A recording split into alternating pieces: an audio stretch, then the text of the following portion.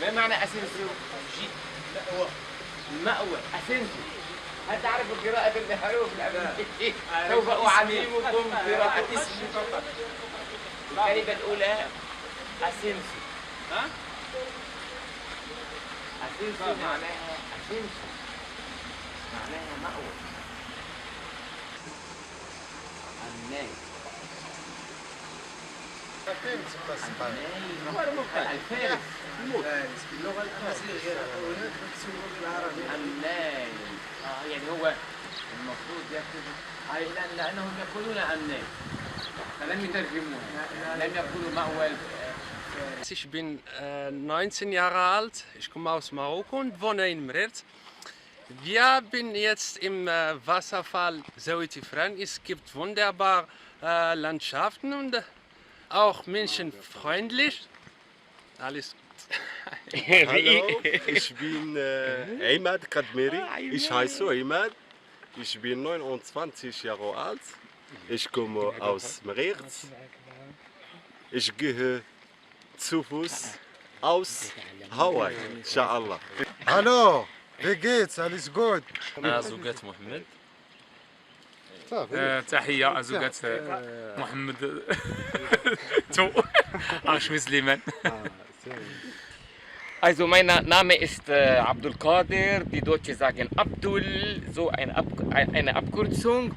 Und ich bin hier zum ersten Mal. Ich habe nicht erwartet, dass ich so schöne Natur sehe, Wasserfälle, Höhle, unbeschreiblich.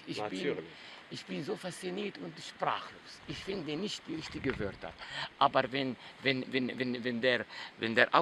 der Kameramann das fotografiert oder filmt, dann seht ihr und hoffentlich kommt ihr bald mit uns so Flüge zu machen.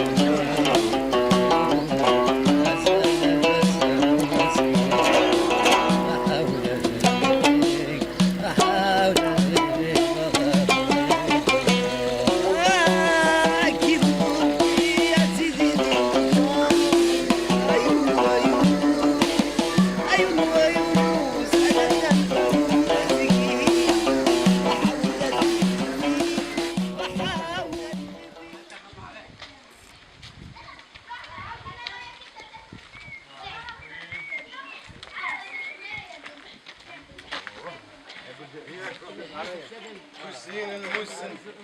انظر الآن ترى شيئا، هذا البداية. رائع رائع. وأتكلم باللغة الألمانية، يعني رائع. إيش في غردان.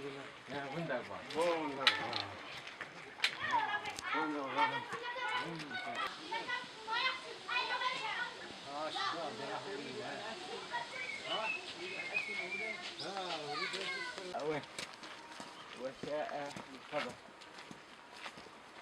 والأمر ليس بيدنا بيد الخلق. يعني كيف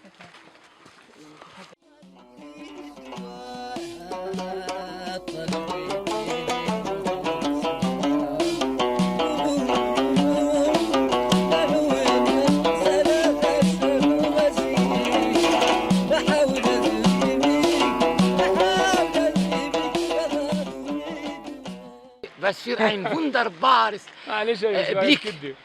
Das Wasserfall von oben nach unten. Und die...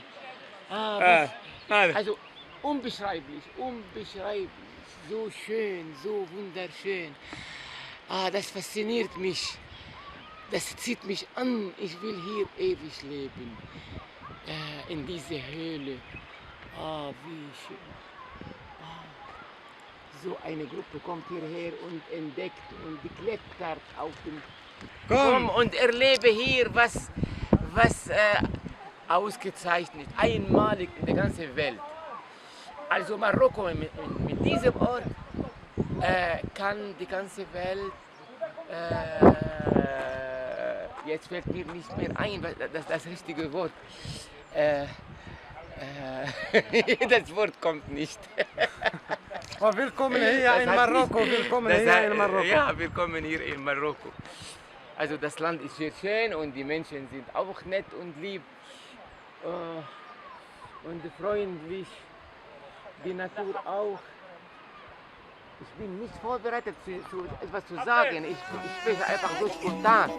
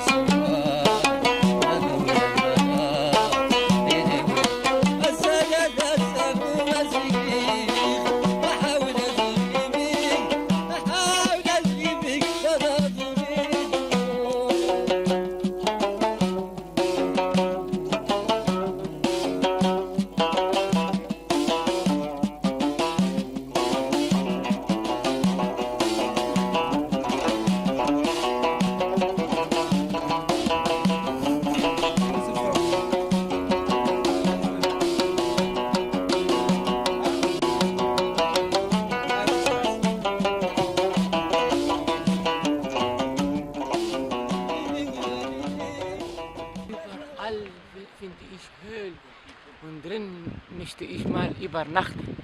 In diese Höhle, guck mal, zeige diese Höhle hier. هذه الكهوف Höhle.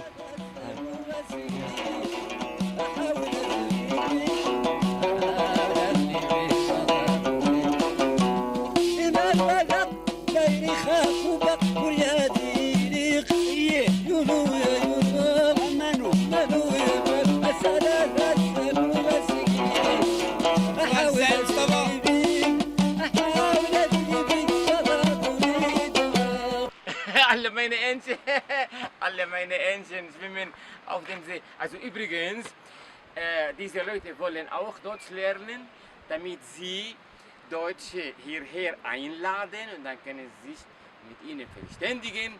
Also Sprachbarriere geht weg und also viele kennen das Lied für die Kinder. Alle meine Entchen schwimmen auf dem See, Köpfchen in das Wasser. Ich schwänze in die Höhe, sogar noch weiter, alle meine Täubchen kurren auf dem Dach.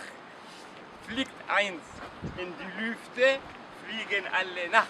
Und noch weiter, alle meine Hähnchen schorren im Stroh. Ich heiße Isa, ich bin 25 Jahre alt. Ja. Ich heiße Mohamed Ayoubi, ich bin 24 Jahre alt, ich komme aus Marokko und wohne hier in Mainz. إن شاء الله معكم، إن شاء الله إحنا في زاوية إفران.